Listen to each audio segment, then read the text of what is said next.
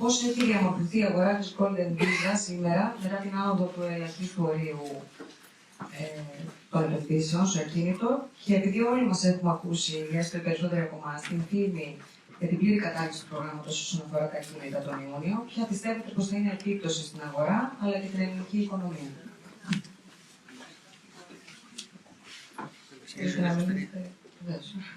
Είναι πιο hot, πιο στενιάς. Γιατί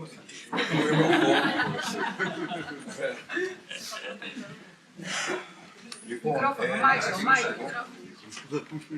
να ξεκινήσω λοιπόν εγώ. Αυτό το οποίο άκουσα με χαρά από το προηγούμενο πάνελ που συζητούσαν τη στεγαστική κρίση, είναι για πρώτη φορά ακούσαμε από τα χείλη ενός ειδικού, ενός οικονομολόγου, ο οποίος είναι και υπεύθυνος για την σύνταξη της έρευνας της Τράπεζας Πειραιώς, η οποία βγήκε τον Νοέμβριο του 2023 και μας ενημέρωσε ότι λείπουν 212.000 οικιστικά ακίνητα από το λεκανοπέδιο της Αθήνας για να επιτευχθεί το λεγόμενο equilibrium, δηλαδή η απόλυτη ισορροπία μεταξύ προσφοράς και ζήτησης. Είναι κάτι το οποίο εγώ το λέω 2,5 χρόνια. Εδώ και 2,5 χρόνια λοιπόν λέω, γιατί από τον Οκτώβριο του 2022 πρέπει να πούμε άρχισαν οι συζητήσεις για την πρώτη αλλαγή, η οποία έγινε το καλοκαίρι του 2023 με την αύξηση των ορίων, που ήμασταν κάθετα αντίθετοι, δεν εισακουστήκαμε, και αυτό δημιούργησε το πρόβλημα στον Πειραιά και στα δυτικά προάστια και έγινε μια φούσκα, όπως και δυσαρέστησε πολλούς από τους συμπολίτες μας, γιατί τα δυτικά προάστια της Αθήνας και Πειραιάς είναι παραδοσιακά περιοχές, οι οποίες είναι το τελευταίο αποκούμπι για τον οποιοδήποτε ψάχνει να βρει ένα affordable ακίνητο και στο ενοίκιο. Οπότε λέω λοιπόν ότι η Golden Visa όχι μόνο δεν ευθύνεται για την αύξηση των τιμών των ακινήτων και των ενοικίων, αλλά εάν δεν υπήρχε η Golden Visa, οι τιμές θα είχαν αυξηθεί πολύ περισσότερο. Αυτή είναι η πραγματικότητα. Και πώς το εξηγούμε αυτό? Το εξηγούμε γιατί σε αντίθεση με την αντίληψη την οποία υπάρχει εκεί έξω, που και μάλλον υπάρχει πολύ διαδομένη στην κυβέρνηση, ότι ξυπνάει μια μέρα ο Κινέζος Τσεν και έρχεται στην Ελλάδα να αγοράσει το ακίνητο του Έλληνα Γιάννη. Έτσι. Δεν υπάρχει αυτό το πράγμα, είναι μόνο το 3% των περιπτώσεων. Αυτό το οποίο υπάρχει, και εμείς συνεργαζόμαστε, γιατί ο κ. Ραφαήλ προηγουμένως έβαλε κάποια στοιχεία τα οποία αφορούν περισσότερο το 30% των επενδυτών. Εμείς συνεργαζόμαστε με τις εταιρείες οι οποίες παράγουν το 70% του συνόλου των επενδυτών. Και σε αυτό λοιπόν μπορώ να σας βεβαιώσω ότι η παραγωγή των επενδυτών έρχεται από εταιρείες σε απρόσιτους κατασκευαστές. Άρα λοιπόν τα ακίνητα τα οποία εμείς σαν κατασκευαστές, σαν developers βγάζουμε στην αγορά, ήταν ακίνητα τα οποία δεν θα υπήρχαν εάν δεν υπήρχε Golden Visa. Δεν θα είχαν κατασκευαστεί. Το ένα κομμάτι είναι αυτό. Το δεύτερο κομμάτι το οποίο θέλω να πω είναι ότι από το 97% των ακινήτων που δόθηκαν και εισέρευσαν στην αγορά δεν είναι μεμονωμένα ακίνητα. Άρα λοιπόν η Golden Visa και τα ακίνητα τα οποία έχουν δοθεί εισέρευσαν στο pool διαθέσιμων ακινήτων με αποτέλεσμα να βοηθήσουν ώστε να μειωθούν οι τιμές και όχι να αυξηθούν. Και το πιο σημαντικό πρόβλημα θεωρώ ότι είναι το ενοίκιο, και αυτό το οποίο πρέπει να εστιάσουμε, γιατί δεν θεωρώ ότι υπάρχει τόσο μεγάλο πρόβλημα στην αγορά στέγης από την ελληνική οικογένεια, αλλά στο ενοίκιο. Το ενοίκιο λοιπόν είναι το μεγαλύτερο πρόβλημα, και εκεί όσους ισχυρίζονται ότι οι επενδυτές της Golden Visa από τη στιγμή που είναι μόνο το 6%, μόνο το 6% του συνόλου των επενδυτών Golden Visa μένουν στη χώρα μας και μένουν στα ακίνητα αυτά. Άρα λοιπόν το υπόλοιπο 94% είναι προς διάθεση στη μακροχρόνια βραχυχρόνια μίσθωση, και με βάση τις περσινές αλλαγές από την 1η Σεπτεμβρίου μόνο στη μακροχρόνια μίσθωση. Άρα λοιπόν να σταματήσει και αυτός ο μύθος ότι η Golden Visa ευθύνεται για την αύξηση των τιμών των ενοικίων.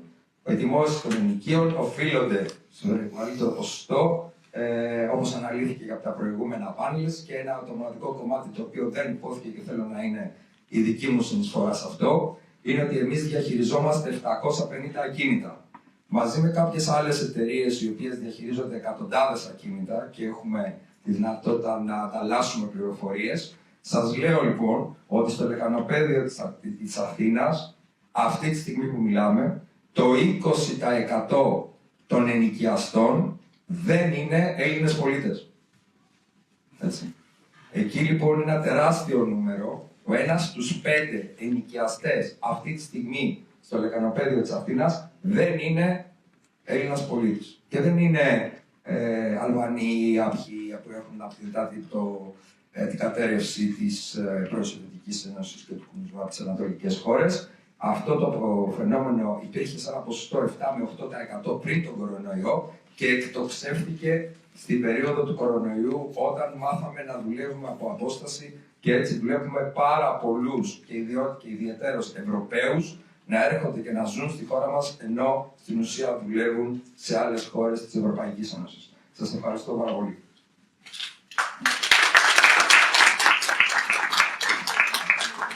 Θέλετε να τοποθετηθείτε εσείς? Καλά έκανα και έβαλα το Βαγγέλη να κάνει ένα άλλο πάσα. Κύριε Κτηνιάδη, έχει απαντηθεί σε ένα μεγάλο ποσοστό, αλλά από την πρώτη γενική ερώτηση, αλλά θα θέλω να μας πείτε λίγο περισσότερα όσον αφορά για την άποψη ότι η Golden Visa ουσιαστικά ευθύνεται για τη μεγάλη αύξηση στις τιμές των αυτοκινήτων και γενικότερα για τη στεγαστική κρίση. Θέλω να κάνω σε σχέση με αυτό. Εγώ θέλω να ρωτήσω για την πρώτη αλλαγή, η οποία έγινε το καλοκαίρι του 2023 με την αύξηση των ορίων στις 500.000 ευρώ για τα βόρεια, τον διαβόρειο τομέα, τον κεντρικό τομέα, τον νότιο τομέα και τα 3 της Αθηνάς που πήγε από τις 250 στις 500.000. Νομίζω ότι πια η αγορά μετά από 1,5 χρόνο, έτσι, είναι 1,5 χρόνο από τη στιγμή της πρώτης αλλαγής. Θέλω να ρωτήσω πόσο πέσανε οι τιμές στις περιοχές αυτές. Κάναμε το πρώτο έγκλημα και εξισώσαμε περιοχές από τον νότιο τομέα και εξισώσαμε real estate wise, εξισώσαμε το Μοσχάτο με την Γλυφάδα. Go figure, στις 500.000. Εξισώσαμε τη Νέα Φιλαδέλφια, τη Νέα Χαλκιδόνα, τους Στρατομακεδόνες με την Κηφισιά, στις 500.000. Σαν βόρειος τομέας. Εξομοιώσαμε το Κολονάκι με τον Κολονό. Στις 500.000 για τον κεντρικό τομέα. Θέλω λοιπόν να ρωτήσω, σε αυτό τον 1,5 χρόνο, και μου πει κάποιος ότι δεν είναι αρκετό το χρονικό διάστημα στην αγορά, να δούμε λοιπόν, αφού βγήκε από την εξίσωση, γιατί κανένας δεν αγόρασε 500.000 Golden Visa σε αυτές τις περιοχές, να ρωτήσω λοιπόν πόσο πέσανε οι τιμές των ενοικίων σε αυτές τις περιοχές που αυξήθηκαν στις 500.000. Εδώ και 1,5 χρόνο. Καθόλου. Αυτό ήταν το πρώτο έγκλημα που συντελέστηκε εναντίον της Golden Visa με την αλλαγή αυτή. Και είχαμε προειδοποιήσει το Υπουργείο. Το Υπουργείο Ανάπτυξης ήταν τότε υπεύθυνο του προγράμματος, τώρα το τρέχει το Οικονομικό, από όσο το γνωρίζω. Και είχαμε προειδοποιήσει ότι δεν μπορείς να κάνεις παρεμβάσεις στην αγορά και να μην αφήνεις την αγορά να έχει την όποια διαφορά. Γιατί στα νότια προάστια της Αθήνας, πράγματος χάρη, εφόσον να ξέρουμε ότι οι επενδυτές το πρώτο πράγμα που τους ενδιαφέρει είναι να είναι το πόσο πιο κοντά το ποσό στις 250.000. Άρα λοιπόν οι ήδη τα νότια προάστια είχαν φύγει από αυτό το επίπεδο και δεν υπήρχε κανένας λόγος να γίνει αυτή η παρέμβαση. Έγινε αυτή η παρέμβαση και δημιούργησε το τεράστιο πρόβλημα της φούσκας και της αύξησης, γιατί το ποτάμι των επενδυτών δεν σταματάει. Δεν σταματάει. Εκεί λοιπόν που είχες μια κοιλάδα που έρεε ένα ποτάμι, ήταν ένα 100%, ξαφνικά το έκανες 30%. Και πήγε λοιπόν όλη αυτή η ροή των επενδυτών στον Πειραιά και τα δυτικά προάστια της Αθήνας, που όπως προανέφερα είναι και το τελευταίο αποκούμπι της ελληνικής οικογένειας για να βρει ένα φυλουάκι.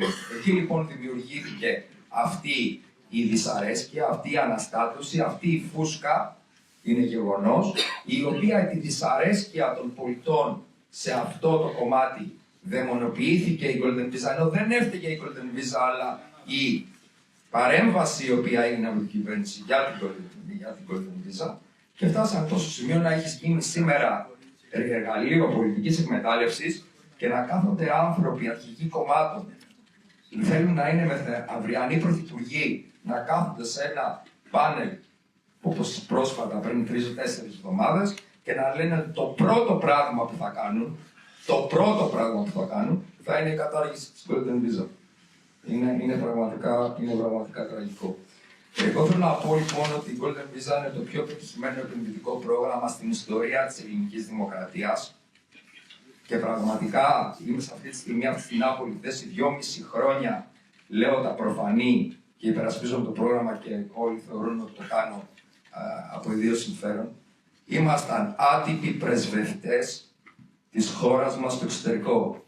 Πήραμε αυτό το πρόγραμμα από το τίποτα το 2013 που αναφέρατε, γιατί είχαμε να αντιμετωπίσουμε όλες τις υπόλοιπες χώρες οι οποίοι είχαν χρόνια στο πρόγραμμα και πολεμούσαν το πρόγραμμα της χώρας μας σκληρά. Άρα βγαίναμε, είτε δίναμε το Enterprise Greece ή μόνοι μας, με δικά μας έξοδα και κρατούσαμε τη σημαία της Ελλάδας ψηλά και θέλαμε να προσελκύσουμε επενδύσεις. Και αυτή τη στιγμή αισθανόμαστε παρείες της επιχειρηματικότητας. Αυτή είναι η πραγματικότητα.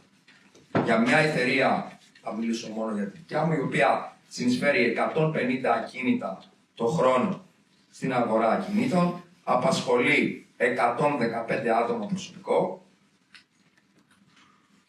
και τα χρήματα, κύριε Κοσμίδη, που αναφέρατε προηγουμένως, επειδή είναι όλες τις άλλες αιτήσεις οι οποίες εκκρεμούν, που στις ώρες της επιλογής πρέπει να υπολογίζονται περίπου στα 15 δισεκατομμύρια. Το συνολικό αποτύπωμα του προγράμματος στην εθνική οικονομία, εκ των οποίων από αυτά τα 470 εκατομμύρια είναι σε φόρους μεταβίβασης και μόνο, 100 με 155 εκατομμύρια στα κτηματολόγια κτλ. Και επίσης, κανένας δεν μπορεί να αποτυπώσει ακριβώς το αποτύπωμα στα υπόλοιπα επαγγέλματα. Δεν μιλάω μόνο για τους δικηγόρους και τους συμβολογράφους, οι οποίοι είναι άμεσοι και ξέρουμε πόσα είναι οι αμοιβές. Μιλάω για όλο το κατασκευαστικό κομμάτι, το οποίο δεν δίνουν οι άειλες επενδύσεις. Και εδώ πραγματικά αυτό που ακούστηκε προσφάτως τον τελευταίο μήνα, ότι τελειώνεται, κάντε ό,τι μπορείτε, να κάνουμε ό,τι μπορούμε σε τι. Με τα ακίνητα αυτά, τα οποία πρέπει να μετατρέψουμε τώρα από εμπορικά σε οικιστικά, τα οποία μιλάμε για επενδύσεις δεκάδων εκατομμυρίων, μιλάω για την εταιρεία μου, δεκάδων εκατομμυρίων. Θα προλάβουμε να πουλήσουμε και να κάνουμε τι, μέχρι πότε, μέχρι τον Ιουνιό.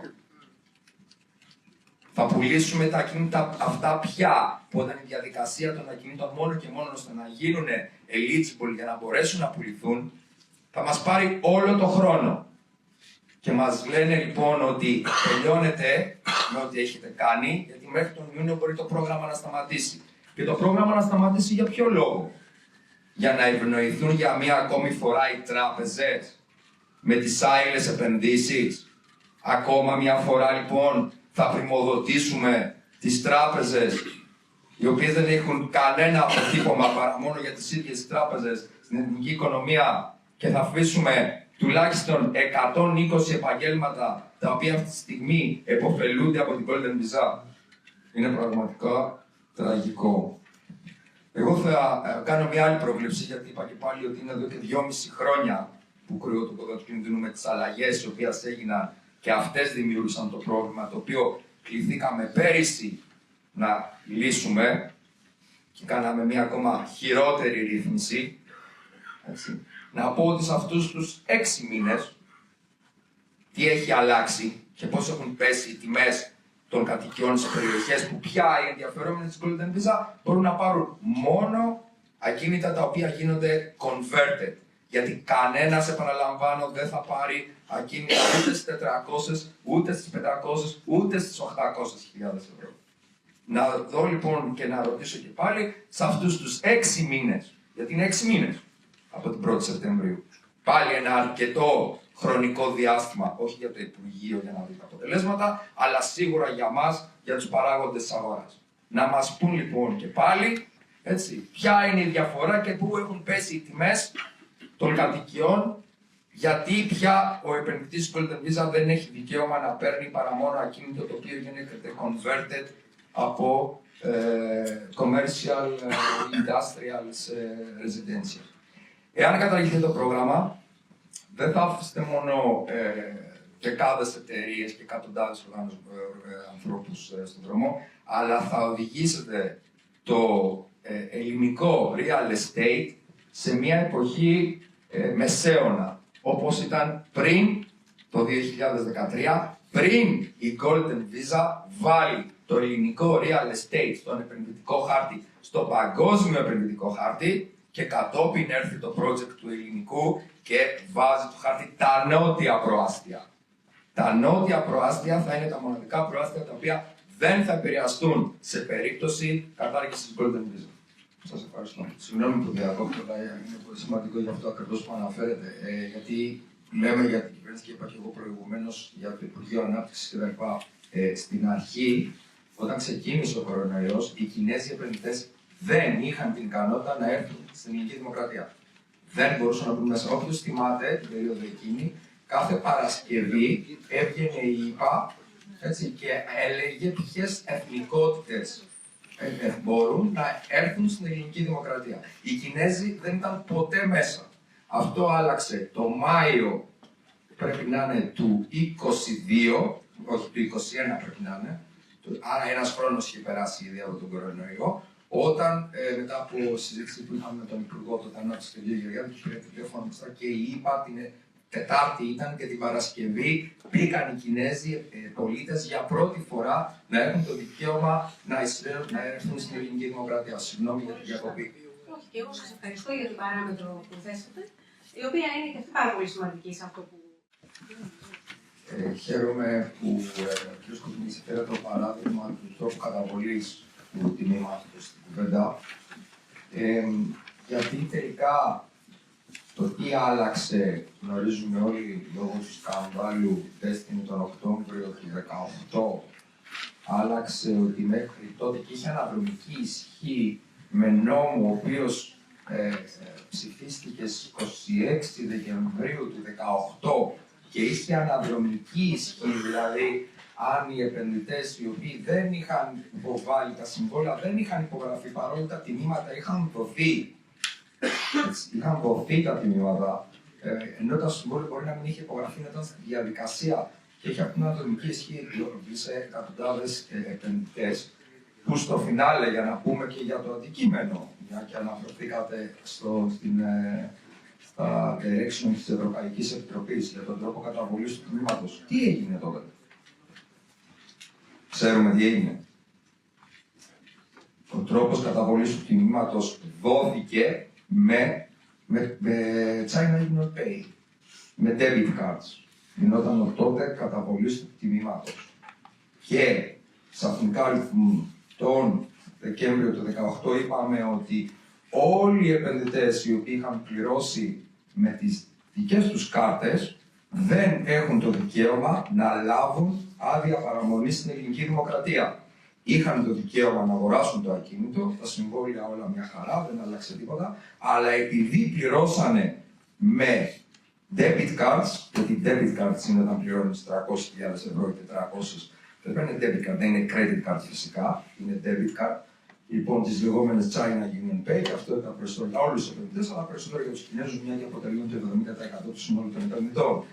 Και είπαμε λοιπόν τότε ότι δεν μπορούμε να τους δώσουμε, δεν δικαιούνται να πάρουν άδεια παραμονή στην ελληνική δημοκρατία, μόνο και μόνο για να έρθουμε μετά το Σεπτέμβριο του 19, ενώ είχαμε εγκλωβίσει όλους αυτούς τους επενδυτές, να πούμε ότι κακώς αυτό που είχαμε ψηφίσει το Δεκέμβριο του 2018, το Σεπτέμβριο του 2019, την ρύθμιση του Υπουργείου Ανάπτυξης, λοιπόν, όλοι οι επενδυτές οι οποίοι πληρώσανε και αυτό ισχύει και σήμερα, με κάρτες, με debit cards ή credit cards, αλλά για credit cards δεν συζητάμε, debit cards είναι οι κάρτες αυτές, από τη στιγμή που ανήκουν στους επενδυτές ή συγγενείς πρώτου ή δεύτερου βαθμού, έχουν την ικανότητα να λάβουν την άδεια μόνιμης παραμονής. Άρα λέω και πάλι ότι και τότε η αλλαγή η οποία έγινε και εγκλώβησε όλους αυτούς τους εκατοντάδες επενδυτές, επί της ουσίας, μια και αναφερόμαστε και σε διεκτήμα της Ευρωπαϊκής Επιτροπής, δεν είχε κάποια διαφορά. Γιατί οι άνθρωποι είχαν πληρώσει με δικά τους χρήματα, με δικές τους κάρτες. Ευχαριστώ.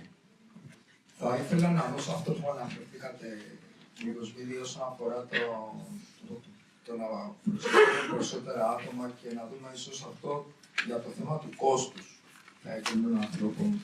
Έχουμε πει επανειλημμένως ότι θα μπορούσε και το παράβολο για τον κύριο επενδυτή να είναι και πολύ περισσότερο από 2.000 ευρώ, ώστε να βοηθηθεί το cost-wise, ώστε να έχει περισσότερο κόσμο για να μπορούμε να φτάσουμε στο σκοπό που είχαμε βάλει από την αρχή έναρξη του προγράμματος το 2013, ότι η άδεια πρέπει να εκδίδεται μέσα σε 2 μήνες. Οπότε, ό,τι κόστος μπορεί αυτό να γίνει μια άσκηση και πώς μπορεί να μεταφραστεί, είχαμε επανειλημμένως πολλές φορές αναφέρει ότι θα μπορούσε να αυξηθεί το παράβολο, παραδείγματος χάρη, ώστε να έχουμε περισσότερο προσωπικό που να μπορεί να ασχοληθεί με την έκδοση των αδειών. Και θεωρώ ότι αυτό επίσης θα μπορούσε να εξεταστεί. Κατά τα άλλα, αυτά που ανέφερε η κυρία Τζαβέλα θεωρώ ότι είναι προς την σωστή κατεύθυνση. Αλλά το πιο βασικό είναι να έχουμε ένα σταθερό πλαίσιο, ώστε να μπορούμε και εμείς, οι εταιρείες οι οποίες ασχολούμαστε με το πρόγραμμα, να μην αισθανόμαστε ότι ακροβατούμε συνεχώς σε ένα δεδομένο σκηνή. Ευχαριστώ. Πρέπει να αναφέρουμε και να πούμε ότι το Υπουργείο Μεταναστευτικής Πολιτικής και Ασύλου διαχειρίζεται τα απόνερα όλων αυτών των αλλαγών. Έτσι. Και φυσικά και αν κατά όλη τη διάρκεια είπαμε για κάποια λάθη τα οποία ανοίγουν στον χρόνο, δεν αναφερόμαστε στο Υπουργείο Μεταναστευτικής Πολιτικής και Ασύλου, αλλά πρώτα στο Υπουργείο Ανάπτυξης, το οποίο είχε το πρόγραμμα μέχρι να φύγει ο αγαπητός Υπουργός ο κ. Γεωργιάδης, και αυτή τη στιγμή στο Οικονομικό, το οποίο έχει πια το πρόγραμμα και τις αλλαγές σε αυτή την επίβλεψη. Ευχαριστώ.